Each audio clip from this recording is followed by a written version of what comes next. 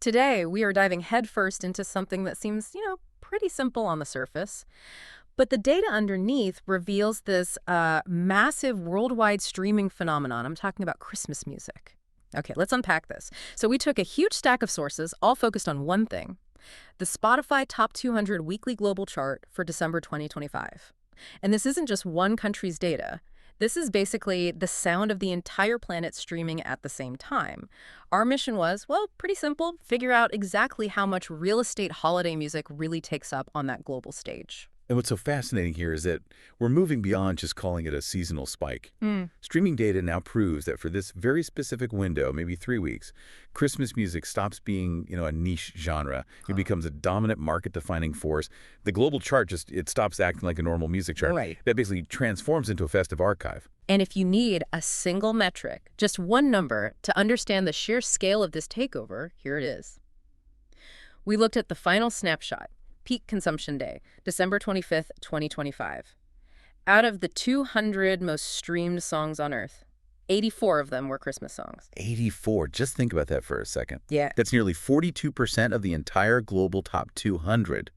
We're talking songs being streamed in Tokyo, London, São Paulo, New York, all belonging to one genre that really only lasts for about 30 days a year, and that's from 59 different artists. 59 artists, wow. The sheer volume of this collective listening event is just unprecedented in modern music data. That is the number to hold on to, 42% market saturation. But, you don't just jump straight to 84. The sources showed us the timeline, and it's a great look at how consumer behavior just accelerates across the globe. It definitely shows the switch flips at different speeds. We track the weekly progression leading up to Christmas Day, and it paints a really interesting picture of that acceleration. So early in the month, say December 4th, the genre's presence was strong, but, manageable. 34 Christmas songs charted from 30 different artists. So that's your early adopters, maybe some office parties setting the mood. Precisely. Then by December 11th, we saw a noticeable increase. It jumps to 42 songs from 36 artists. Okay, so momentum is building. Right, but the chart is still largely dominated by non-holiday, current hits. Then, just before that final holiday weekend, on December 18th, the chart had 46 festive songs.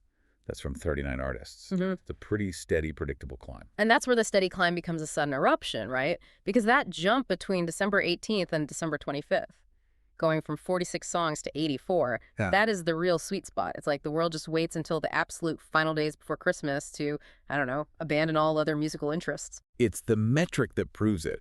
That collective inertia is just overcome by the holiday itself. That final week jump is the whole story. It almost doubles. It almost doubles the festive presence in 7 days.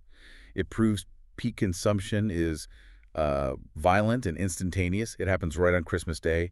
It's not a gradual build. That really speaks to the power of a shared cultural ritual. It's not just background noise. It's like a global agreement to listen to the same songs at the exact same moment. Here's where it gets really interesting, though. When you look at that massive catalog, those 84 songs, the very top of the list tells the clearest story. These songs are the ultimate chart royalty. They barely move year after year. They're like the foundation of the whole takeover. They are the Mount Rushmore of festive pop. Absolutely. On December 25th, the top spots were locked down by 4 tracks that represent completely different eras. At number 1, you have Wham! Last Christmas. The ultimate 80s synth pop tragedy. Perfectly produced, kind of melancholy, but you just can't resist it. And right after that, Mariah Carey's All I Want for Christmas Is You at number 2.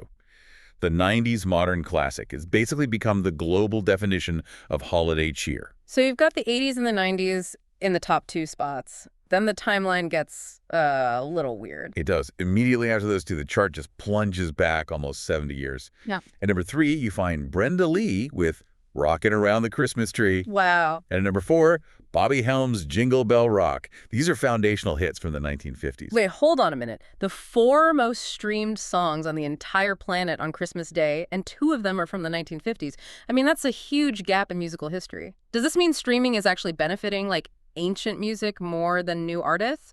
Who is out there queuing up Bobby Helms and Wham back to back? Yeah, it's a great question, and it really highlights something critical about these global streaming metrics.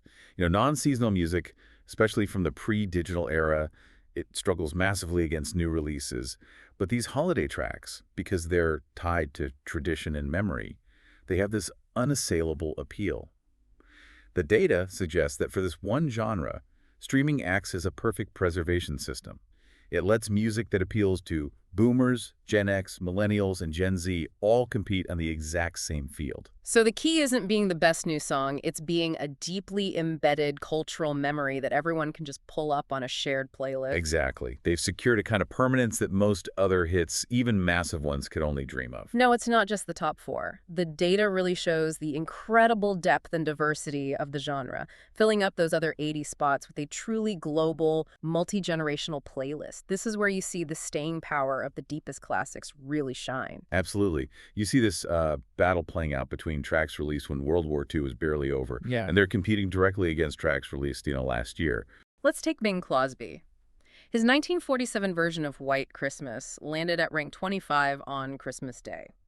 Now, rank 25 is extraordinary for any song globally, but for one that's pushing 78 years old, I mean, what allows that to happen? That's a crucial point. It's not just the song's emotional value, it's the standardized infrastructure of streaming. If that song were only available on, like, scratchy vinyl, it wouldn't chart. Right. But because it's been digitally mastered, normalized, and placed on every major holiday playlist right next to a Taylor Swift track, it's given a fair shot. The playlist basically acts as this massive equalizer for time. That makes a lot of sense. The playlists don't really care about the era, just the stream count. And Bing isn't alone. Other tracks from the 1950s still dominate. You have Eartha Kitt's Santa Baby at 53. Oh, a classic. And Chuck Berry's Rudolph Run, bringing that rock energy, was charting highly earlier in the month at 79. And we have to mention Nat King Cole, another giant who gets multiple spots. His ability to evoke that classic holiday feel is clearly a massive global draw. We see him with the more upbeat Deck the Hall at 52, and his biggest one, the Christmas song, was sitting at 23 on the December 18th chart. And what's really interesting in this deep bench of classics is the success of instrumental music. The Vince Guaraldi Trio's Christmas Time is here. From Charlie Brown Christmas. Right. That landed at number 62. That's an instrumental jazz track in a global pop chart. It shows that sometimes people aren't streaming for lyrics or energy, they're streaming a mood, a feeling of nostalgia, a memory from a film. The sonic wallpaper of the holidays. But the contemporary artists aren't just, letting the classics take over. They are fighting for their spot. They certainly are. You see modern stars with huge fan bases like Taylor Swift's Christmas Tree Farm at 76 or the Jonas Brothers like It's Christmas at 81. So they're leveraging their current pop power. Exactly. And then you have Kelly Clarkson's Underneath the Tree, which is maybe the most successful modern classic that's not by Mariah. It was already at rank 14 way back on December 4th. And we are still seeing new songs successfully crack this incredibly dense market, which is impressive. It is.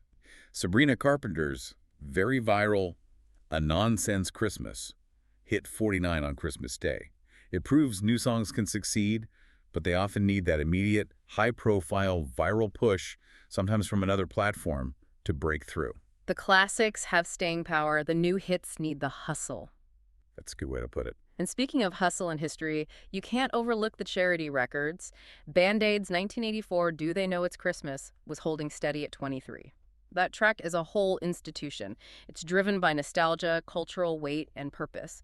It shows the stream isn't always just about, pure musical enjoyment. Which leads us right into the most unique part of the data. These hidden patterns that only streaming behavior can really show us, especially how listeners engage with full catalogs and different versions of the same song. Right. If you look closely, you see certain artists just turning the chart into their own personal library. Michael Bublé is the perfect example of this. His depth is undeniable. He didn't just have one song. He had an entire atmosphere on the chart. He charted multiple songs. Santa Claus is Coming to Town at 84, Christmas, Baby Please Come Home at 89. And he had a duet in there too, right? Yeah, his duet with Idina Menzel, Baby It's Cold Outside, was down to 103. He's just cornered the market on that modern, smooth nostalgia. He's the king of the contemporary Christmas album, no question. And the original deep catalog king, Bing Crosby, also has that multi-entry strength. Precisely. Beyond White Christmas, we saw Bing with Mele Kalikimaka at 46, Do You Hear What I Hear at 91, and Winter Wonderland at a 1 in 12. It shows listeners aren't just looking for one song from an artist, they'll consume the whole holiday collection. And what about the really specific entries, the ones that just have no business being a global hit by normal standards? Like Bruce Springsteen's Santa Claus is Coming to Town at 59, but it's the live version from a college in 1975. The fact that a live track is on there is remarkable. Think about the kind of listener commitment that takes. It's not a casual playlist ad. It's deep catalog appreciation that somehow bubbles up into a global metric. It's a very specific vibe that somehow works for everyone. And you also get the unique cultural hits, like the Pogues' Fairy Tale of New York at 45. Oh, yeah. That song has a very gritty, specific Irish cultural feel, but it resonates strongly enough to beat out modern pop songs.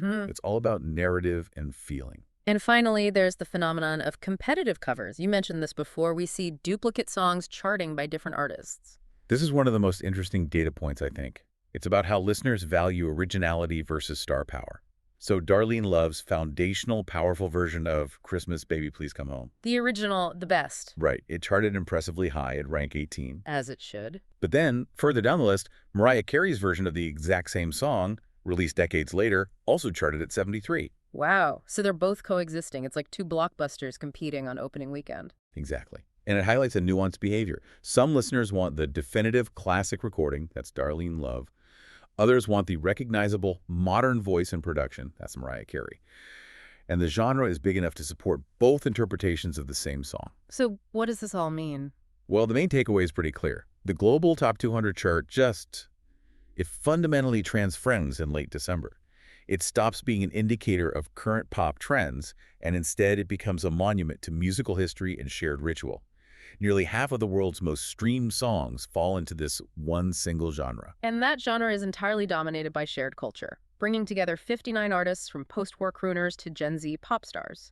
It really demonstrates that the holiday season is the world's most dependable, predictable, and collective streaming event of the year. Absolutely. The data confirms it. Deeply embedded cultural memory is the true gold standard in music longevity. And if you just reflect on the incredible time span we're talking about here, we mentioned Bing Crosby's 1947 recording, sitting comfortably on the same global chart as a track released almost 78 years later. It just raises a huge question. When the same streaming metric puts music from 7 decades apart head-to-head, what does this data tell us about the ultimate timeless definition of a musical hit? It suggests that the definition of a hit isn't about novelty or temporary popularity. It's about enduring emotional resonance that transcends technology. Given that songs 78 years apart are competing on the exact same chart, maybe the only unbeatable marketing strategy is to write a song people feel they have to listen to every single year.